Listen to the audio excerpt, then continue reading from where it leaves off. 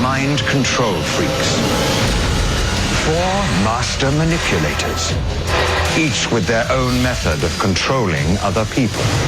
Asleep. Anyone help? Hello? You're aware of the risks. You might think you're in charge of your own actions. The mind control freaks will make you think again. Amazing. No, it ain't right. Just mind-boggling.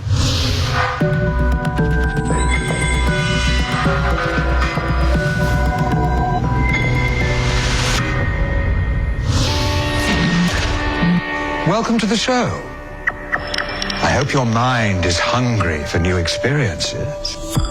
These are the mental morsels my mind control freaks shall be serving you today.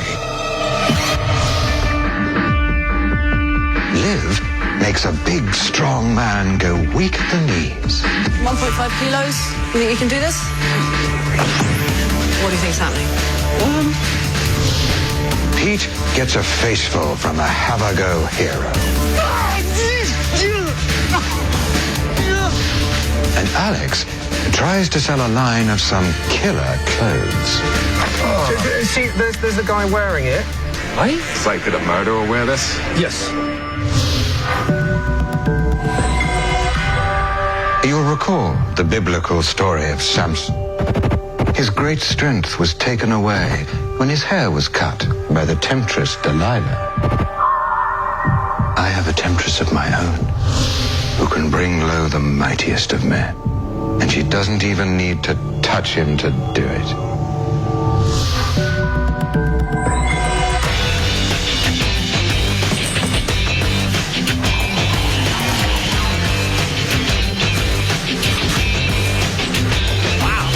You're in good shape. Jeez, look at these muscles. Come on, give me a flex. Wow. So, how much do you bench press? About 80 kilos. Ish. On a scale of 1 to 10, how manly would you say you are? Oh, 12. 12. Okay, so you work out a lot, right? Yeah. So you're just like an Iron Man, I'm basically. like a machine. Machine. So, question is, I think I can beat you in a competition. What do you think? I admire your spirit. Come and put it to the test. Come on. My first challenge, normal skipping rope, right? Normal. I'll show you how it's done first. Pretty good, right? It's all right. It's okay. So you think you can do better? Slightly. All right, show me how it's done. No, you got to jump over it. Yeah. Yeah? So what do you think the problem is? I think you're right. It's just you're right. Yeah, I'm used to a man's one. It's a girl's one. I promise you it's a man's one. It's a unisex one. It's actually designed for men. It's more of a men's length. I'm a girl, but it's all right. I still managed it. I'm sure you can do it. Just tell me why it is you think you're having problems, other than the rope. I've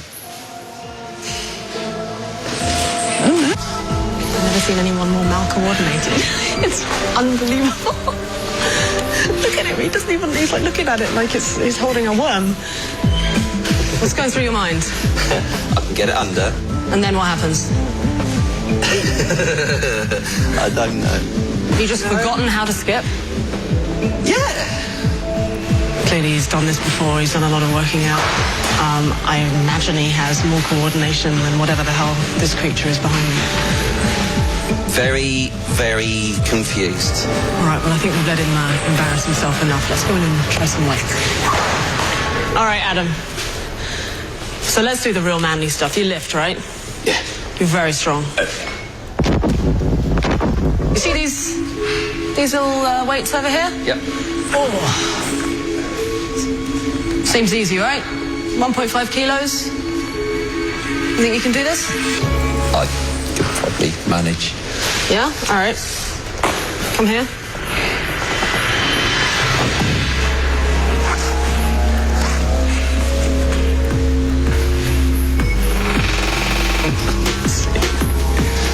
It's all right. It's not stuck. Just lift it up. You just have to lift it and do one curl. Tell you what. Look, I'll roll it and prove it to you. It's not stuck, okay? But what does it say on the side there? Definitely says 1.5. 1.5 kilos. How much do you think it weighs? It's like 30 or something. 30 kilos? It's not 1.5. It's not 1.5. From here? Hold your hand out.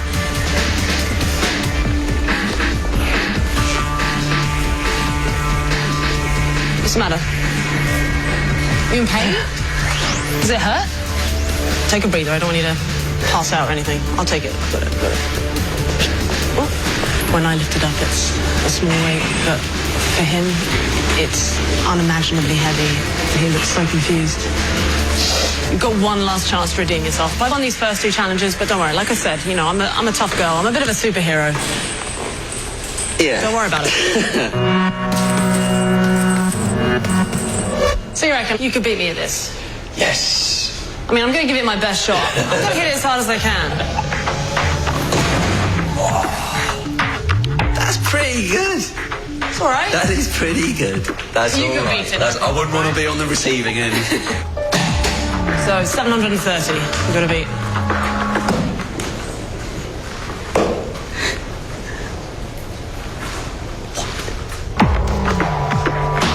There you go. You had contact. Grand score of 63. There you go, 740. What do you think's happening?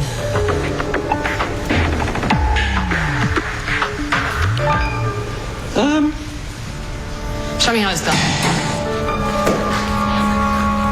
Punch it, don't tickle it. It's really good at hitting the very bottom of the bag. There you go. What's that? 1?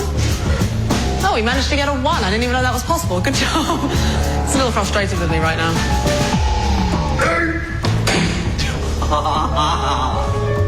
Don't worry about it too much. You've worked up quite a sweat. Let's have some water. Do you want to crunch it up?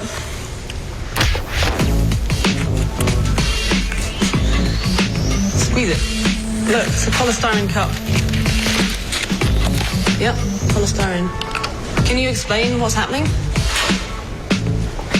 No. Come on, try both hands. All right, Adam, I give up. I'll crush it for you. I'm gonna head out to the shower. I suggest you do the same. Adam can't explain what's going on, but I can. Good to Nice to see meet you. you. I'm Lewis. Take a deep breath and sleep. Close your eyes and sleep. Earlier, he met the world's most demotivating trainer in Lewis. You just cannot skip. He used the power of suggestion to literally steal away Adam's strength You cannot lift the pink weights. and prep him to fail.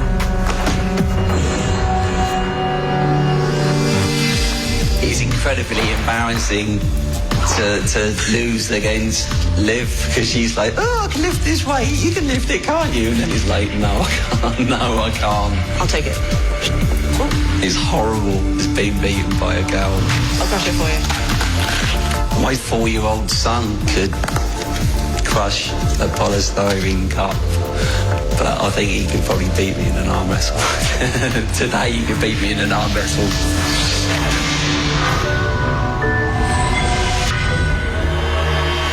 Hypnosis can be used in the way Lewis did, to remove someone's strength. Or it can be used to empower your mind. Hypnosis and positive thinking techniques are used by sports people to improve their focus and performance. And hypnosis can give the mind such control over the body that it's allowed people to undergo childbirth, the resetting of bones, and even amputation with little or no anesthetic. Which suggests that strength really is in the mind. Power corrupts. You may think it does so slowly, little by little, over time. But power can be all-consuming, and its effects instant.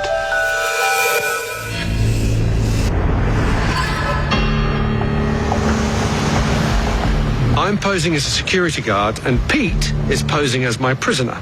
Now, any second now, I'm going to stop a complete stranger in the street, and I'm going to put them in charge of guarding Pete by themselves. Now, I'm also going to give them the authority and the means to control him. You ready? Not really. Let's go. Confirm Mark is apprehended. Please send a patrol car right away. Thank you. Yes. Excuse me, ladies. Can I just ask for your assistance, please? There's a police car on its way. Can I just ask for your help? 1 second. I'm security. Could you stay right here? If you see a police car coming down this road, they've just been called, could you just wave them into this car park? All right, okay. Okay, thank you. Yes, just 2 minutes of your time. What's your name? Michelle, come with me. I'm security. The police is on his way. We've just apprehended this suspect here. He's fine, he's unarmed, he's cuffed to the railings. I think he might have ditched a weapon down the street whilst I was chasing him. I need to pick it up before somebody else finds him. All I need you to do is just stay here in case he makes any attempt to leave. Okay? What am I supposed to do if he leaves? I'm going to give you this. This is pepper spray. You put your finger here. Legal. This is legal. This is fine. I'm giving you the authority to use that. All you do is point, give You're it a police officer. I'm not a police officer. I'm a security officer. I work with the police. I'm bringing the police here. If he moves, do not go near him. Just spray him straight away. This will render him useless for about 5 minutes until the police get here. I need to sweep the area because I think he might have dropped a weapon on the way in here. Don't be scared. I'm only going to be around the corner. Okay? Okay. All right. Just stand. Don't go too close to him. Okay? Just stand there. If he tries to escape, use it.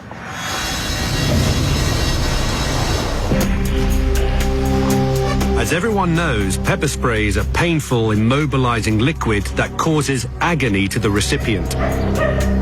So will our unwitting subjects really be prepared to use it on a total stranger?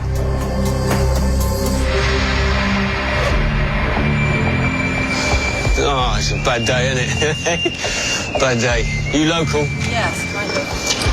I'm going to do something now. What are you going to do? Don't worry about it.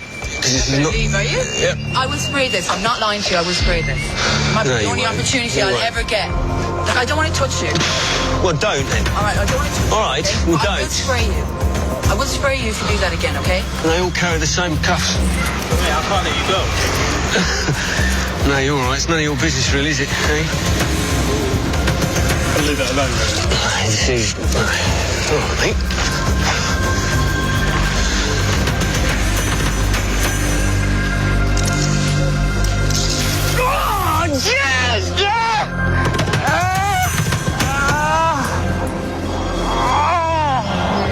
I can't let you go. No, you're all right.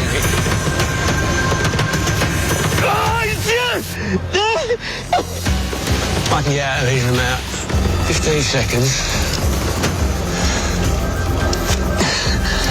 Because these...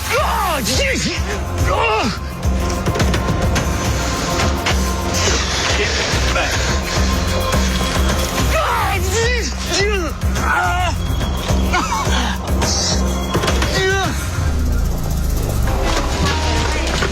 What happened? Did you spray him? Spray it, yeah.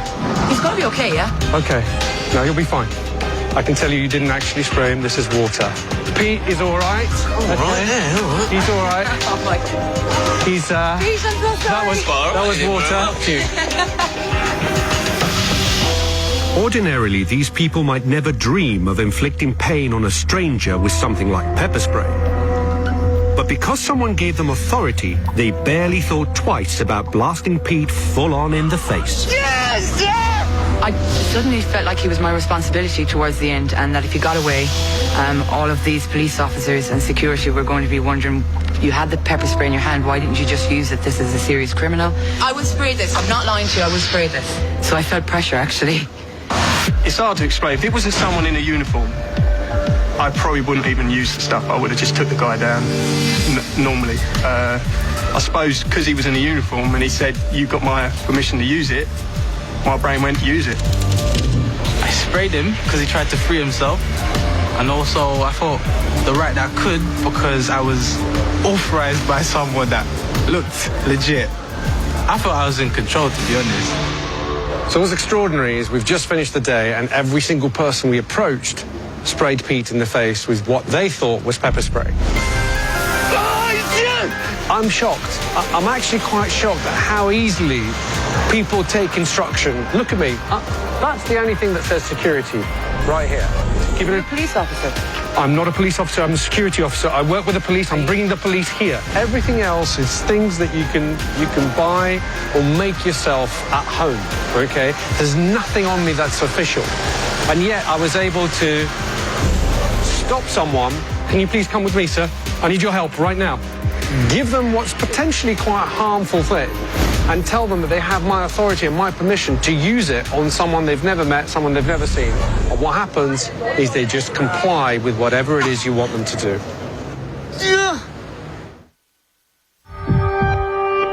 Never make the mistake of thinking you're in control.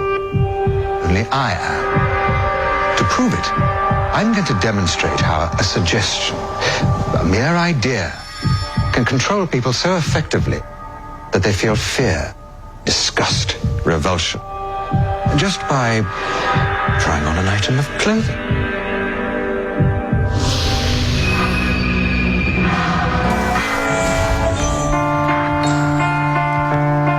Get your second-hand clothes, killer prices, dead cheap.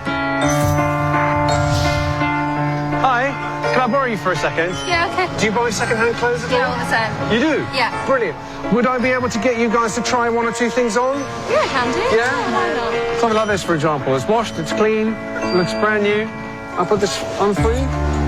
That's nice. How does that feel? It's nice. It's quite nice, isn't it? Yeah. Want to try that on? Oh, that's nice. You do like it? Yeah. There we go. Well, actually, may I say that it quite suits you, sir. What do you think?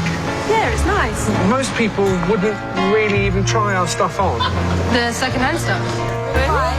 Well, because of where it comes from. We do quite a lot of work with the police and hospitals, and in fact, we're undertakers by trade. Wow.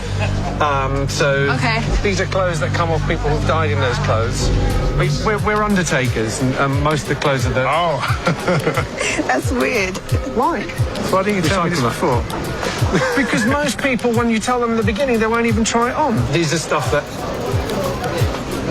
Would that bother you? Yeah, because it's been on someone that's died, or there's been a situation around that, so it's a bit... I don't feel comfortable taking...